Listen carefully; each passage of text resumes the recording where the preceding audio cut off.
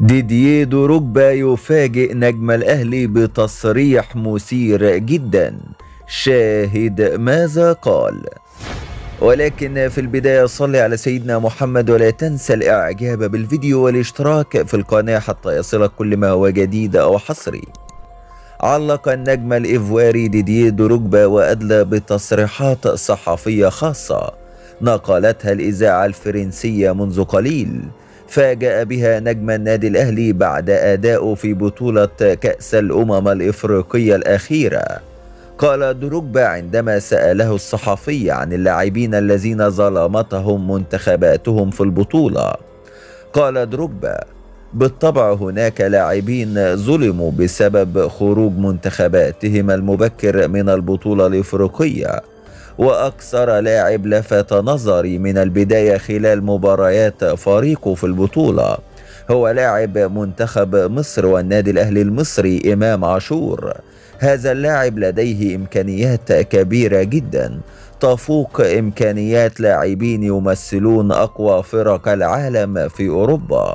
وتفاجأت عندما سألت عنه أحد الصحفيين العرب في كوت ديفوار، وقال لي إنه لاعب محلي وليس محترف في أوروبا، ولكن دعنا نقول إنه يلعب لأكبر الأندية الإفريقية على مر التاريخ وهو النادي الأهلي المصري.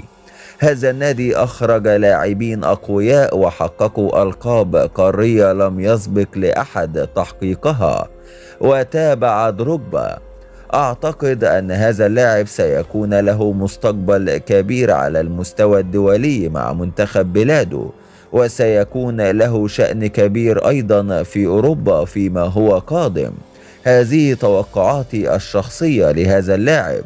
سبق لي وتحدثت لكم من قبل عن لاعب المنتخب الغاني محمد قدوس، وهو الآن متواجد بشكل قوي مع فريقه وصنف من أفضل اللاعبين الصاعدين في العالم.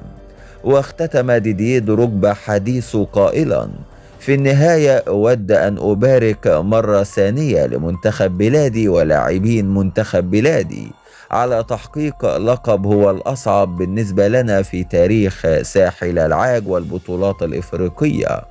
هذا ما قاله ديدييه دروجبا نجم منتخب كوت ديفوار السابق. والسلام عليكم ورحمة الله وبركاته.